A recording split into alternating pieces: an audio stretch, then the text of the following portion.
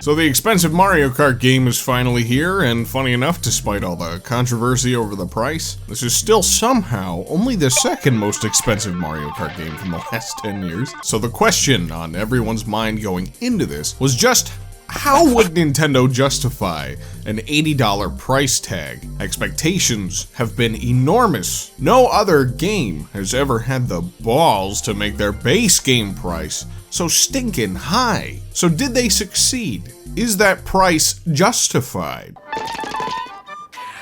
No. But it is a pretty fun game though, not gonna lie. See, the thing about Mario Kart World is that it's trying to branch out and do some new things for this series. It's a big step in a bold new direction, but it does stumble a bit along the way. Some of it is pretty fun, and some of it is pretty not. And in other places, you know, I can see the vision, but it just doesn't come together quite as cohesively as I would have liked. It's definitely not a seamless transition into this new era, but I do appreciate the attempt to shake things up regardless. It's a solid 7 or 8 out of 10 type of game, you know? The kind of game you'll still get carried away with and lose track of time. If you like Mario Kart, I think you'll probably enjoy this one, at least in pieces. Again, it stumbles in more than a few places. But before I get into it, I'm trying to hit 50,000 subscribers before Donkey Kong Bonanza releases, so if you're new here, I'd really appreciate it if you'd hit that subscribe button. Thank you. Driving around is as fun as you'd expect it to be from a Mario Kart game, so that's good. I think it's safe to say the star attraction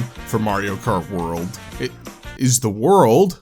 I think it's in the title or something. Free roaming does have its own bit of charm. I have had fun driving around this world and just, you know, cruising, you know. There have been many times where I'll finish up an intense online race and I'm ready for a breather, but, you know, I want to keep playing. And it's as simple as pressing plus on the home screen, and then I'm seamlessly ready to start cruising around for a bit and cool off. I like it. There's missions to complete along with panels and coins to find, but the game mostly does a shit job at tracking these things for you, which sucks for a guy like me who likes to complete his games. Like, you've got the numbers to show how many things you've completed, but the map makes no attempt to show you where these things are. It's a bit baffling, because what reason is there to hide the completion rate from the player? I don't understand. You could argue that Nintendo wants exploration to be more casual, but if I don't have any indication of what's left to complete in an area, that just means I'm left to drive around aimlessly and hope I stumble across something to do, which is not the most engaging way for me to get into exploring every inch of this world. If I don't know what's left to do, it's just tedious driving around. The music is goddamn good though. You'll be booping around to some banging ass arrangements from across the entire Mario series here. They're some of the best music tracks that Nintendo has ever produced, if I'm being real with you. I just wish there was like a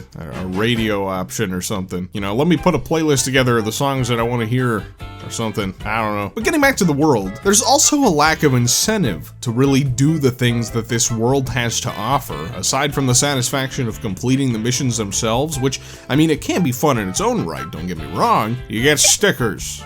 And that's about it. So if you don't find much satisfaction from completing the missions themselves, I don't know that the rewards would change your mind much about this funny little open world. I think that's a shame. Nintendo did craft a beautiful open world here. The game's visuals are fantastic. The characters are bright and colorful and bouncy, you know, the environments are total eye candy. But it's a lot to see without a lot to do. It's mostly window dressing. It definitely feels maybe just a bit undercooked. There's so much space to include so much more. It comes across as a bit of wasted potential. Personally, I've enjoyed doing missions, and there are a lot of them, but even then, they mostly boil down to collect blue coins and drive through rings. The variety is in the setup for these challenges, but again, the rewards are a bit lacking. Honestly, unlocks and rewards are totally lopsided in this game in general. You'll be working to unlock characters, costumes, and carts, and there's a few ways to get the job done.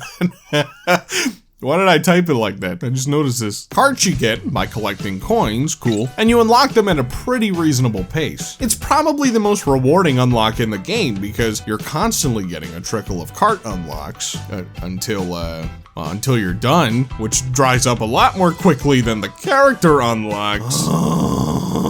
The easy ones are obtained by completing the Grand Prix cups. The rest is a total shit fest and maybe the worst method of unlocking characters I've ever seen implemented into a game. No joke. There's a new Kamek item that transforms the players on the track into various NPCs, and that's how you unlock them. The shit part is that it's completely up to luck and random chance. It's already a rare item to spawn, and when it does, it feels like a 1 in a million chance you'll actually unlock a character that you don't have already. Not to mention the fact that Kamek does absolutely nothing for the player who uses the item. You're not likely to obtain Kamek unless you're really far behind, but it doesn't do anything to help you get ahead. Matter of fact, it may just hinder you because it also spawns stage hazards that you then have to avoid. What were they thinking? It's a useless item.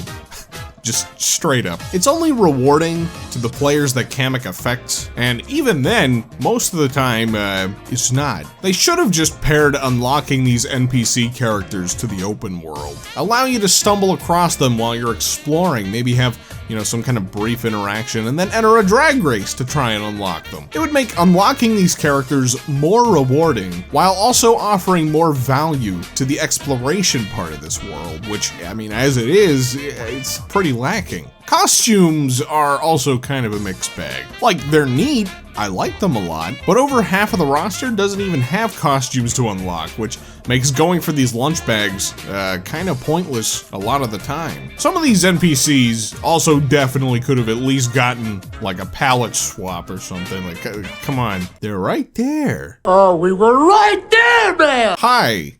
I promise I'm not, like, trying to be negative about this game. I don't have an axe to grind, you know, I didn't wait 11 years for a new Mario Kart game just to take a big shit all over it. This is a series that I really enjoy and I look upon fondly. But these are things I couldn't help but notice while playing through this game. I'm just staying true to my honest opinions here. I still think there's a lot of fun to be had with Mario Kart World. I want that to be known. I have had a ton of fun with it in my 35 hours of playtime already. It is a very fun game, okay? Simply put, it's just not perfect. But that's okay. I bring this up now because, you know, while I do really like this game, I'm also not gonna put a shield in front of it. And also, you know, me saying that I enjoyed it despite its issues isn't me trying to diminish those issues either. I mean, it has problems, and I'm not done grilling it yet. So let's move on to the core of Mario Kart, you know, the moment-to-moment racing and the modes offered for it. The Grand Prix is a bit of a departure from the usual Mario Kart structure. The only course that you're doing 3 laps around is the first one in a cup, and then the rest of the courses include intermission laps. I was skeptical about the intermission laps before release, and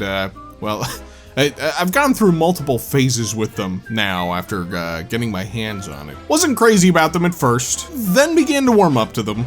All the way back around to, yeah, they're alright. The issue is that so many of these intermissions are just wide stretches of road with not a whole lot going on. I think the intention was to make the roads big enough to accommodate 24 racers, but in general, they're just not that interesting to race on. The actual, obstacles during these intermissions boil down to dealing with other players. And to be honest, well, it's a clusterfuck. With more racers, this means that more items are flying out constantly, so it can be brutal to try and break ahead. As a matter of fact, this is probably the hardest Mario Kart game to try and break ahead in general. I never feel like I'm able to gain all that much of a lead, so most of the time, one green shell is enough to just quickly knock me from the lead down to like 18th place. Your actual driving skill is really only a small factor of your success here. The rest is up to luck, which, you know, don't get me wrong, like luck has always been a factor of Mario Kart, but especially online, like you are almost totally at luck's mercy. Chaos is the king here. Personally, I don't entirely mind it. I can still have fun even when I'm getting my shit rocked. But I wanted to make note of all this, because it's a huge factor, and if getting caught in a clusterfuck of items doesn't sound fun to you, I don't know, this might not be your game. That's just how it is. Players are also quickly figuring out that the best method of getting ahead is by following from behind. If you just hang back a little bit, you'll roll some of the best items in the game, and you have a much better chance of breezing ahead in the final moments of a race. I've seen clips like these circulating like mad on social media.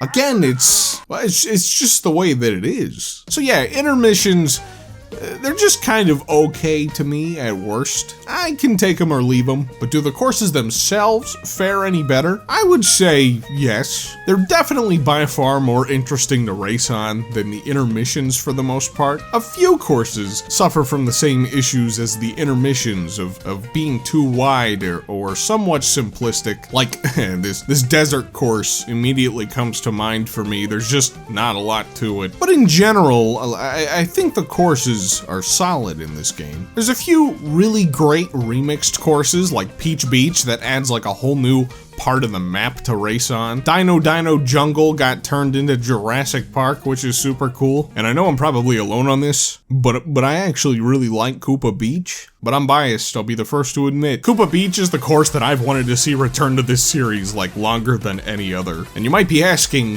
why the fuck? It's really not all that special. And my only reason is that I love the soundtrack for Koopa Beach. Now I'll admit, I heard the new version of the song before I got to see the course in action, and I wasn't immediately smitten by it. I'd long built up the idea of a new arrangement of this song fitting in with their like jazzier, big band sounding music tracks. So this techno version was initially a tad disappointing to me. But after seeing what they did with the course and how it's like a big beach party with a DJ Koopa, like, okay, alright, I like that a lot. You got me. And just to throw it out there, because Donkey Kong, DK Spaceport is a really awesome arcade-inspired track. Very fun theming here. I like it a lot. So yeah, I seem to find myself enjoying a mix of intermissions and the 3-lap structure. I'm not heavily in favor of one over the other. I think maybe I do lean more towards 3 laps around a course and occasionally doing intermission races. But online, well, okay, so I should mention that this is purely anecdotal. Your experience may differ from mine, but we're not even a week after release at the time of writing this, and already a bulk of the players in my lobbies are selecting the random course option, which guarantees that you won't have intermissions. So yeah, well, make of that what you will. And well, hey, would you look at that? It took me so long to get this review out that Nintendo had enough time to release an update and ruin it. Yeah, now the random option also cycles in the intermission courses, so let's just say the internet isn't the happiest about this. I won't get much more into specifics. You know, this whole thing could be totally mitigated by just giving the players some options. God damn it, Nintendo. Allow people to jump into lobbies where they only play the tracks and no intermissions, you know? And allow people to go into lobbies where you can do a mix of the two. Options make the world go round, and they've kind of just taken the option away from players at this point. Nintendo really said, please enjoy our new game, but not like that. When they get a stick up their butt, whenever players start to enjoy a game in a way that wasn't intended by like the developer's original vision, they get a stick up their ass, and then they become hell-bent on ruining it, or at least, you know, ruining the fun for people. So that's cool. Yep, good job, Nintendo. God, I haven't talked about the tricks. Oops. The new trick system is great. Jumping around and driving on walls is so much fun. It adds layers to the gameplay of Mario Kart that we really have not seen. But, I need an unfortunately button.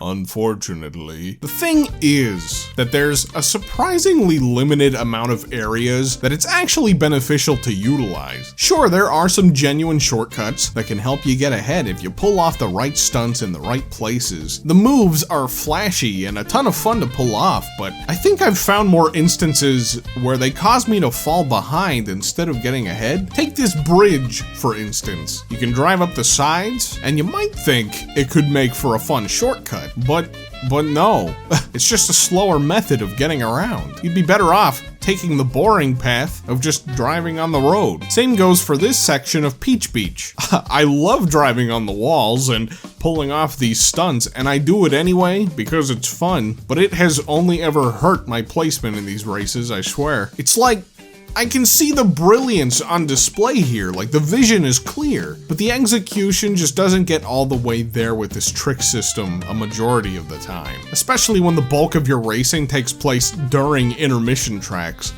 where there are next to no useful instances to utilize tricks. Damn. To tell you the truth, I think the courses and the intermissions in Grand Prix probably should have just been separated entirely, because I think the intermissions actually get a chance to shine and feel more well suited to the knockout tour. These marathon races are actually pretty fun, and like, yes, the chaos of getting knocked around by other players is still a huge factor, as is luck, but the intensity of trying to make sure you pull just far enough ahead to pass on to the next part of the race is pretty exhilarating. It's a really fun and unique new mode for Mario Kart, and again, it kind of just makes me think that separating intermissions and the Grand Prix tracks would have made both of these modes feel a bit more unique. Or at the very least, give me the option. I know you can select the courses themselves in versus mode, but you know, it's not exactly the same. I mean, I think that's pretty much the stuff I wanted to cover here. I barely touched the battle mode or coin battle. I've never had an interest in those in, like, any Mario Kart games, really, so I couldn't tell you much about them. But, yeah. You know, despite this game's flaws, I am genuinely still enjoying it.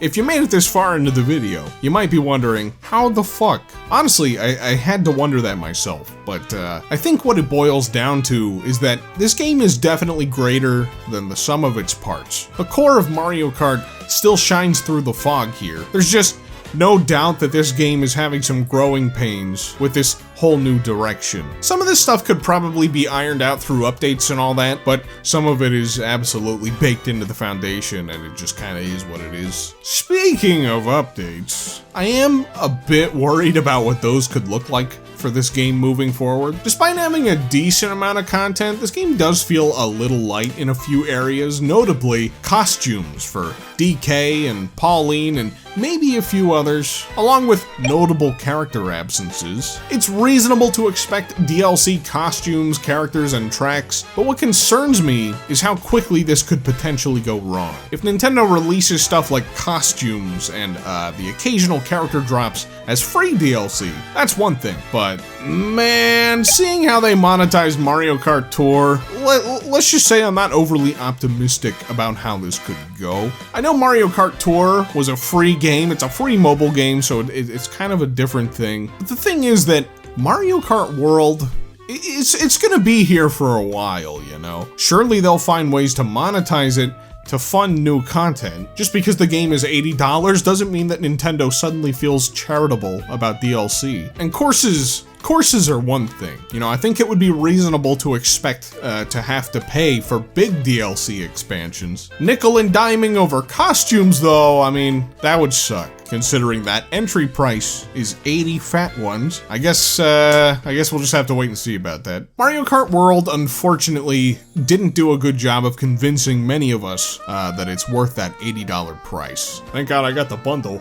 Oh. But the thing is, I don't think Nintendo was ever trying to justify the price to us with the contents of this game in the first place. You could argue that they overvalued the open world and the content of this game, sure. But what I think it actually boils down to is Nintendo just wants more money. And so Mario Kart is their Trojan horse to increase prices overall. A game like Mario Kart was definitely a safe one to bet on, but we'll see how well sales go when a game like Mario Golf Super Rush 2 comes along. Something tells me there's gonna be a lot less people willing to swallow that $80 pill, should it come to pass. Variable prices, my ass, Doug Bowser. You're charging $80 for Mario Party. Hey, with all that said, I appreciate you listening to my, review, I guess. I just wanted to organize my thoughts a bit better now that I've had a lot more time with the game and share them with you guys. I guess it's just kind of more of like a, I don't know, an organized critique.